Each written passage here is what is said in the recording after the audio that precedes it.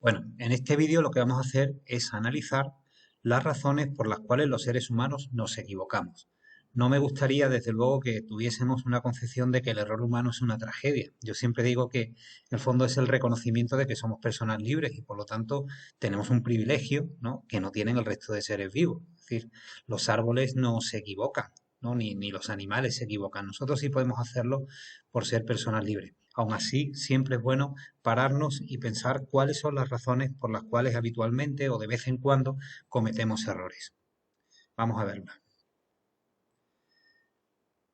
¿Por qué elegimos mal? ¿Vale? Esa es la pregunta que vamos a intentar responder. Está claro que una persona conscientemente no debe tropezar dos veces en la misma piedra, aunque yo sé que esto es un refrán que habéis escuchado muchísimas veces, ¿no? El ser humano es el único que tropieza dos veces en la misma piedra. Bueno, desde luego, si lo hacemos, está claro que ha habido un error. Vamos a analizar las dos razones por las cuales los seres humanos se equivocan y veréis que fuera de este ámbito no existe ninguna otra razón por la cual podemos decir que alguien ha cometido un error. La primera, no haber advertido el mal, es decir, no darnos cuenta de que lo que íbamos a hacer tendría unas consecuencias negativas. Esto puede ser motivado y es frecuente, sobre todo en los niños más pequeños, ¿no?, cuando hay un desconocimiento. Es decir, yo no sabía que si hacía tal cosa, las consecuencias iban a ser unas u otras, ¿no? Algo que conforme tú vas creciendo, pues entiende que en la medida en que has ido conociendo las consecuencias de tus actos y ya tienes una cierta edad para analizarlo, pues debería irse reduciendo. No sabemos todo, es lo que dice la diapositiva, no podemos saberlo todo y es obvio que cuando, por ejemplo, se empieza un camino nuevo, una aventura nueva, ¿no?, pues las posibilidades de error suelen ser más frecuentes porque desconocemos en qué ámbito nos estamos moviendo. Ahora bien, ¿eso significa que no debemos intentar nada que no conozcamos? No, claro que hay que hacerlo, ¿no? La humanidad ha progresado porque muchas personas se han puesto a estudiar cosas, han cometido muchísimos errores hasta que han dado, ¿no?, con una respuesta que finalmente pues, nos ha convencido a todos de que lo que ellos defendían o la propuesta que estaban haciendo era correcta. La ética siempre recomienda arriesgar, ¿no?, cuando tienes una intuición.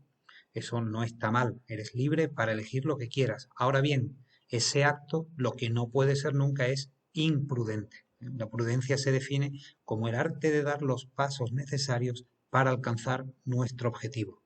De manera que si tú vas a actuar en algo que no conoces, minimizarás, es decir, reducirás las posibilidades de error si actúas con prudencia.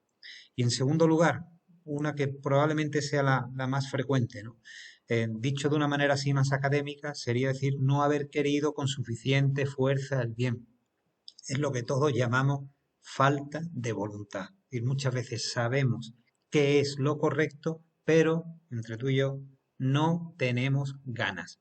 Cuando esto sucede, porque somos perezosos, porque no queremos, porque implica un esfuerzo y no nos encontramos motivados, hay una cosa que sí es importante, y es que luego asumas las consecuencias de tu falta de voluntad. Por eso se recomienda no dar excusa, ¿no? Aquello de, no, me voy a saltar este semáforo, ¿no?, que eso sí lo conocemos, que no se puede hacer, porque como todo el mundo lo hace, pues entonces yo también lo hago, ¿no? O alguna frase que también uno escucha y es, yo puedo hacer lo que me dé la gana por sí o siempre y cuando no perjudique a nadie. Bueno, siempre nuestras acciones veremos que tienen una repercusión en la vida de los demás. Somos seres sociales, ¿no? Y lo que hacemos positiva o negativamente, afecta siempre en nuestro entorno. Evitar utilizar excusas baratillas, ¿vale? Yo creo que se me entiende. Seguimos. ¿Por qué estamos analizando todo esto? ¿Por qué es importante ser consciente de lo que estamos hablando? Eh, pues porque es cierto que la libertad hace posible que cometamos errores. Como digo, es una condición que está en nuestra naturaleza, ¿no? Pero no podemos olvidar nunca que todas nuestras acciones van a afectar a los demás. No vivimos solos.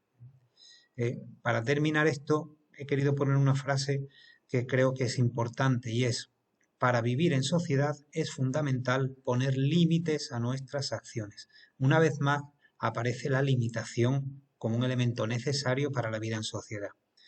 Ya estuvimos viendo cómo las leyes no pueden ser miradas como una limitación a nuestra libertad, sino como una forma de regular la vida social.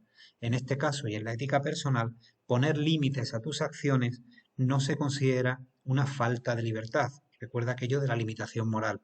Es decir, si yo soy consciente que no debo hacer algo para no cometer un error, para no hacer daño a otros o hacerme daño a mí mismo, para eso está la conciencia, para decir, pues limito mi acto, ¿no?, para no perjudicar a nadie o no perjudicarme a mí mismo. Seguimos. He utilizado dos preguntas para la reflexión en clase que haremos y es si pueden o no equivocarse los animales, ahí lo dejo.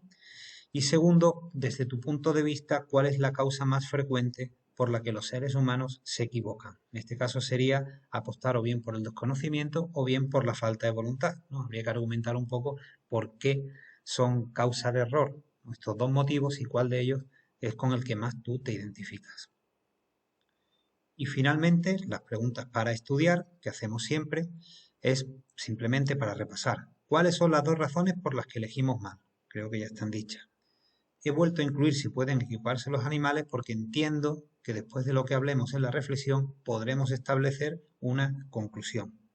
¿Qué debemos evitar cuando nos falta voluntad para hacer algo? Ha quedado también explicado. ¿Y por qué repercuten nuestros errores en la vida de los demás? Una vez que sabemos que es así, ¿a qué nos debemos sentir obligados? ¿Vale? A la hora de actuar, si sabemos que lo que hacemos siempre afecta a nuestro entorno, nos afecta a nosotros, ¿qué es lo que tendríamos que hacer? ¿De acuerdo? Bueno, pues hasta aquí este vídeo. Continuamos ahora con el siguiente. Hasta luego.